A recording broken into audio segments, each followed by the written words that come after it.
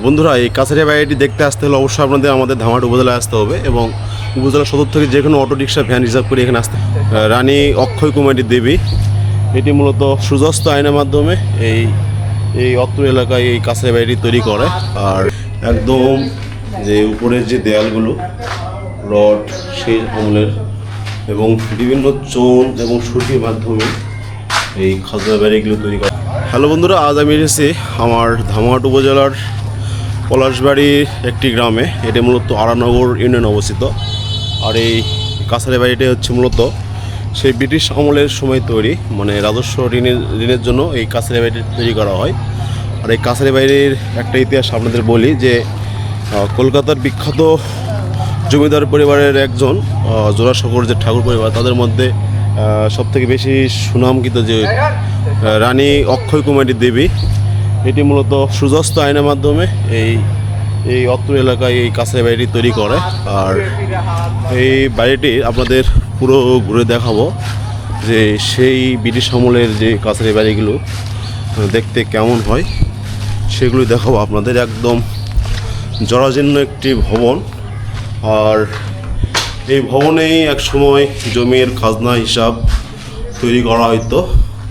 একদম যে উপরের যে দেয়ালগুলো রড সেই আমলের এবং বিভিন্ন চোন এবং সুটির মাধ্যমে এই খাজনা বাড়িগুলো তৈরি করা হতো।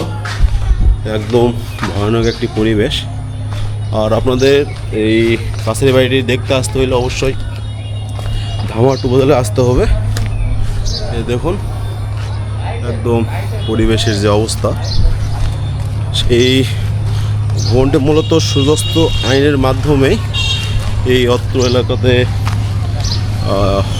এলাকাতে রাজস্ব ভূমির যে কর দেওয়া হতো, এখানে মূল অফিসটা এটাই। কাছারিয়া বাড়িটি দেখতে আসতে হলে অবশ্যই আমাদের ধামহাট সদরে উপজেলায় আসতে হবে এবং সদর থেকে যে কোনো অটো রিক্সা ভ্যান রিজার্ভ করে এখানে আসতে পারবেন। শুধু বলতে হবে যে আমি পলাশবাড়ি কাছারিয়া দেখতে যাবো, তো আপনাদের অটো রিক্সা বা যেগুলো রিজার্ভ করবেন আপনাদের নামাই দিবে। আর এখানে আসলে আপনারা এই পুরনো নিদর্শনটি দেখতে পারবেন। আর ওই কাছারিয়া বাড়ির আশপাশ যে পুরনো যে ভবনগুলো, তো ওগুলো আপনাদের দেখাবো যে সেই আমলের সময় যে তৈরি। তো আপনাদের আরেকটু ঘুরে ঘুরে দেখাবো যে এই কাছারিয়া বাড়ির যে পুরাতন যে নিদর্শনগুলো। সামনে একটা পুরনো টয়লেট আছে, ওটাও দেখাবো। এই কাছারিয়া বাড়িতে আসলে দেখতে পাবেন সেই সময়ের তৈরি একটি টয়লেট, বাট কালের বিবর্তনে আজ এটা ধ্বংস হয়ে গেছে, বাট সেই চিহ্ন এখনও রয়ে গেছে যে তাদের সময়ে টয়লেট। আপনাদের একটু ভিতরে দেখাই, এই যে টয়লেট। আর একদম ইটগুলো ক্ষয়ে গেছে কাছারিয়া বাড়ির এই অন্যতম একটি টয়লেট।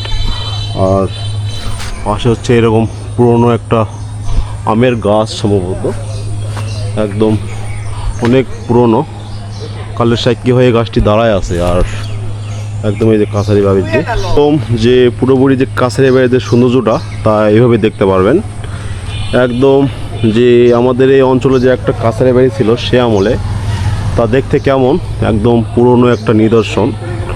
আর এই ভবনে মূলত জমি জমার খাজনা খারিজের যে হিসাব নিকাশ করা হতো এটাই মূলত। আর এটি মূলত একদম সেই ব্রিটিশ পিরিয়ডের সময় তৈরি করা হয়েছিল। তৎকালীন কলকাতার বিখ্যাত ঠাকুর পরিবারের অন্যতম সদস্য রানী অক্ষয় কুমারী দেবী এই সূর্যাস্ত আইনের মাধ্যমে এই ভবনটি তৈরি করেন এবং এখানেই জমির খাজনা খারিজ যে করের যে আয়োজনটা, এগুলাই এখানে হিসাব নিকাশ করতেন। আপনাদের পুরো ভবনটা ঘুরে ঘুরে দেখাবো।